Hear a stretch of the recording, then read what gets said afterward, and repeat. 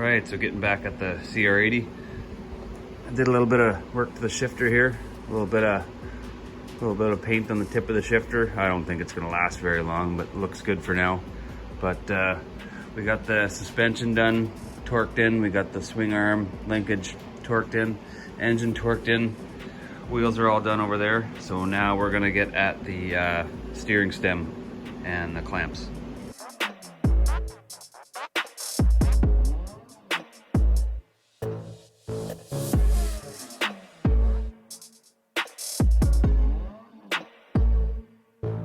Steering stem in now. I'm gonna tighten in the steering stem nut to it doesn't, I think there's a spec for it, but I generally just tighten it until I'm comfortable with the drag in the bearings.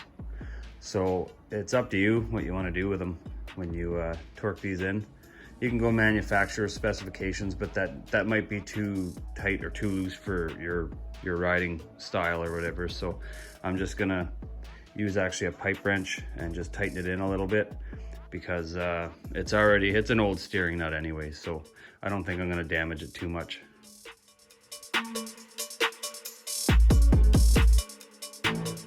I've gotten tightened in now a little bit. It moves pretty freely, but it's easy to turn, but there's a little bit of resistance, so that's kind of how I like the steering stem on my bikes. So we'll get the top clamps in now, and I'm not going to tighten them right away because it's a lot easier to get the two front forks up in there if this steering nut isn't tight.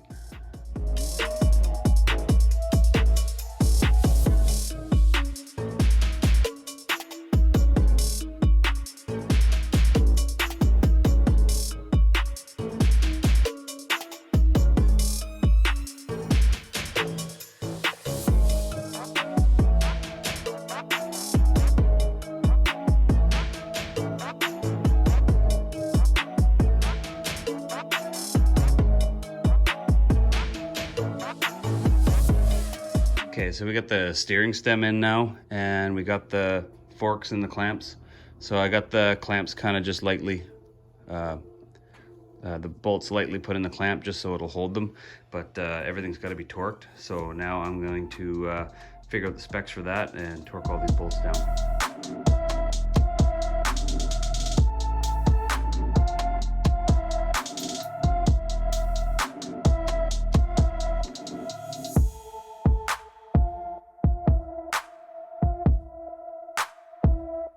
So I got everything torqued in here now. I got the steering stem nut torqued to 90 pounds, and these bolts here I torqued to 20 because that's the lowest my torque wrench will go. If they call for 16, that's the actual torque value they call for.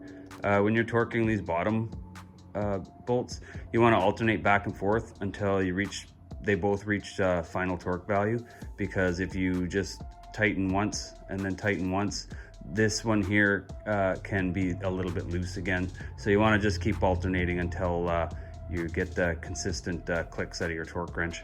I think I'm going to put the handlebars on next. No particular reason, just because I want to see them on there, and start putting the controls on and the clutch and all that stuff, and then maybe move down to the wheel if I got time today.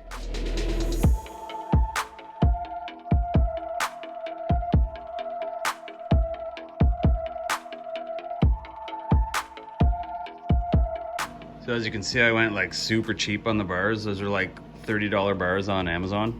So instead of going and get the Pro Taper bars or any of those brand name ones, I just got the cheapies from Amazon, just because of what I'm gonna be doing with the bike. So I'm gonna probably put the grips on now and see how they fit.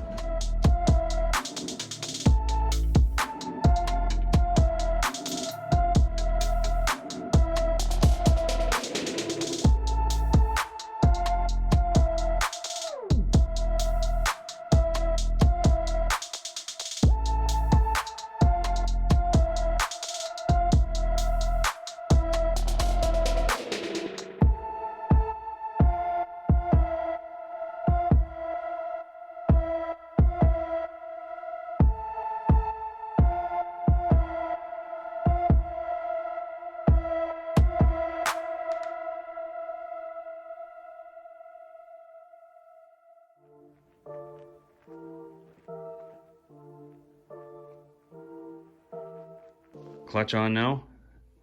Feels pretty good. It's got a little bit of backwards bending action in case I have a little digger with it or whatever. But yeah, it feels pretty good. Got it routed around. Probably do some, pick up some cable lube. It's a little bit, tiny bit stiff, but other than that, it's okay. Next up will be the brake reservoir. So we'll mount that up, and then after that, I'll clean up the throttle housing and put the throttle on.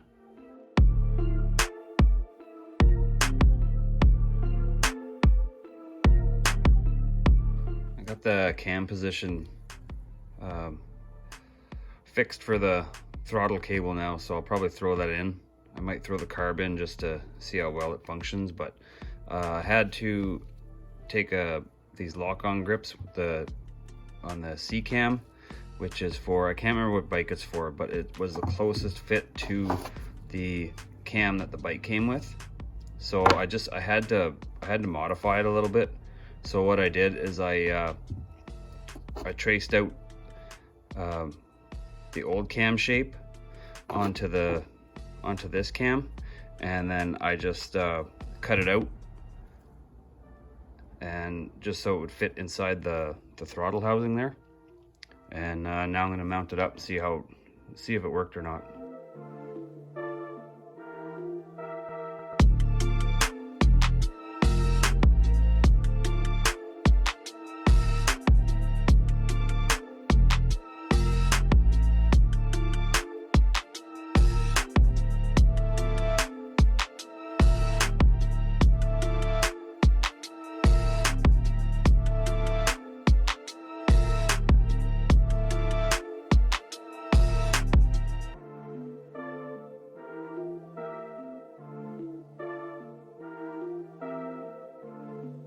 Alright, well, good news, we got some good throttle action happening here. So that is very encouraging as far as being able to put lock-on grips on these, because they are so much easier than glue-ons.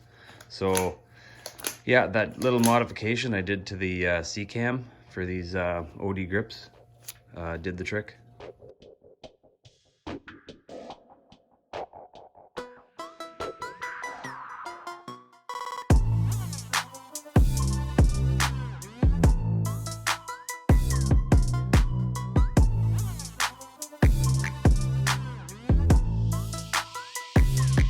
Front wheels on, torque to 50 foot-pounds, and so the next step is going to be to install the brake line and caliper, but the caliper is going to need paint, and that'll be probably tomorrow's project, so we'll get back at her in the morning.